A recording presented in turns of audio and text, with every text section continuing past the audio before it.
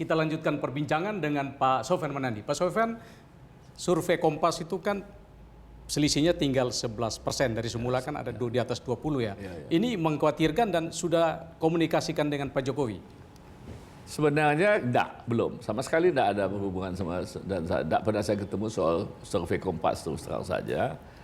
Yang saya tahu kita bicara sama pengusaha dan saya memberitahukan adanya hasil survei yang begini yang kita harus khawatir juga. Sebab kalau ini nanti betul-betul kita ini harus sadar juga bahwa semua ini harus kerja keras. Kalau kita memang sepakat untuk memenangkan Pak Jokowi, saya bilang ya toh.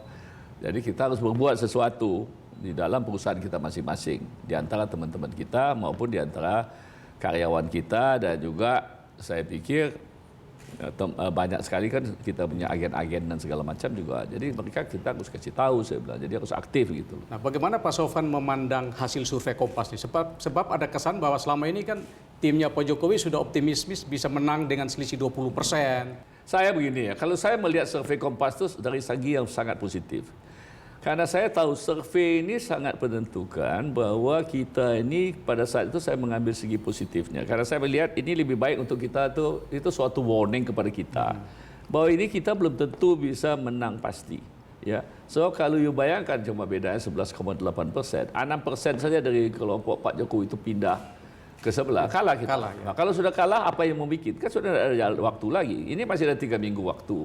Masih bisa bekerja untuk menaikkan lagi survei itu, dan kita supaya tidak berleha-leha. Kadang-kadang kita ini kan termasuk yang sudah terlalu establishment ini kan sudah tidak mau fight lagi lah katanya ya. Kita sudah elitis semua. Sedangkan di sana itu betul-betul fight door to door-nya militan sudah sejak setahun sebelumnya. Tadi kita take for granted bahwa kita pasti menang, untuk apa kita pusing-pusing kan. Tapi sekarang setelah melihat ada challenge ini kan kita jadi pusing mengenai masa depan kita sendiri. Itu yang saya komunikasikan sama teman-teman pengusaha. Saya dengar Pak Sofyan juga sudah bertemu Pak Jokowi untuk membahas ini. Ya, saya ketemu sama beliau dengan beberapa pengusaha. Saya memberitahukan juga ya mengenai situasi ini, dan Pak Jokowi juga sadar bahwa persoalannya tidak segampang itu. Jadi kita harus kerja keras semua. Pak Jokowi minta kita. Beliau khawatir kalah juga nih. Ya, saya yang bilang sama Pak Jokowi, Pak, bukan Bapak aja yang takut kalah, Pak. Kita pengusaha juga takut kalah, Pak. Kita perlu konsistensi di dalam kita punya usaha. Ada kepastian, ada konsistensi, kita perlu political stability dan keamanan buat kita berusaha. Kalau berubah-ubah kita mau kemana besok, saya bilang. Jadi jangan pikir bahwa ini cuma Bapak saja yang berkepentingan. Kita juga berkepentingan. Pengusaha juga berkepentingan. Juga untuk melihat masa depan kita dan bagaimana kita mengatur investasi kita ke depan. Lalu respon beliau gimana? Beliau sadar, maka itu mengajak kita bekerja sama untuk bagaimana kita menangkan dulu, baru setelah itu kita melakukan perbaikan-perbaikan. Nah, ini kontribusi para pengusaha 10.000 ini hanya dalam bentuk menggerakkan karyawannya atau juga ada dana? Saya pikir kalau soal dana itu terus terang aja, itu sebenarnya kita tidak banyak bicarakan sama sekali soal dana. Itu tentu partisipasi perusahaan sendiri masing-masing seperti kita lakukan itu kan semua berpartisipasi. Ada yang sewa bus, datang ke Senayan itu dan lain-lain. Ini lebih banyak pengusaha kecil sebenarnya yang datang itu, ya dari Tanah Abang, dari Mangga 2, dari kota, dari macam-macam. Juga dari daerah-daerah datang semua. Ya wakil-wakil daripada perusahaan-perusahaan yang gede-gede juga semua ada.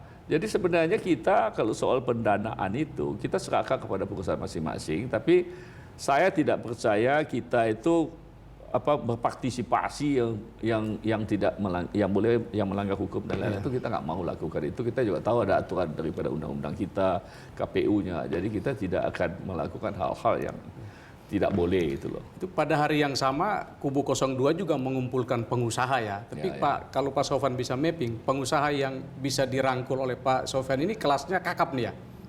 Begini ya, saya pikir saya nggak tahu isi dari perusahaan-perusahaan itu ya di Jakarta Theater itu kan. Tapi kan Jakarta Theater itu cuma muat antara 500.000 orang. Kalau kita di Istora itu kan 10.000 orang. Dan semua ada terlibat, dari Pak Arifin Pandegoro, ada daripada sampai ada anaknya grup-grup besar ya. Semua grup-grup besar ada di sana. Semua daripada saya pada saat itu bilang semua itu yang boleh datang itu cuma tingkat direksi sama yang punya perusahaan. Jadi tidak ada yang namanya karyawan itu datang di tempat kita. Kalau karyawan itu apa? Saya punya karyawannya 10.000 saya bilang. Jadi betul-betul yang datang yang betul-betul level yang direksi paling sedikit. Ya, itu yang datang yang bikin rame dan saya puas bahwa mereka itu juga punya tanggung jawab sosial. Tanggung jawab sebagai warga negara yang baik ya untuk menentukan masa depannya sendiri. Itu saja yang sebenarnya saya inginkan. Tapi saya tidak bisa komentar banyak mengenai yang di Jakarta Theater ini karena itu teman-teman saya juga. Nah, di situ kan ada Pak Erwin Aksa, Pak JK. Ya, ini betul. gimana nih Pak bisa? Saya pikir biar aja. Saya pikir kalau dia demokrasi memilih dua, nanti setelah kita menang, nanti kita teman juga lagi kembali kan. Itu sebenarnya melihat daripada kepentingan mereka masing-masing ya. Sebagai pengusaha saya pikir, tapi kita tidak boleh juga ya di dalam berdemokrasi ini kita anggap itu lawan. Kita berlawanan pada sampai pemilu. Setelah itu kita teman lagi. Teman itu tetap teman menurut saya. Kita juga harus belajar berdemokrasi secara sehat ya. Cuma saya tidak, ya kita lihat ya siapa yang betul dalam pilihan kita ke depan ya. Dan saya tidak melihat itu tetap teman-teman kita. Tapi bahwa mereka memilih nomor 2 silakan saja. Mengapa para pengusaha masih ingin Pak Jokowi? Nanti kita bahas di segmen berikut ya. Oke. Pemirsa tetaplah bersama Pak Sofyan Manandi.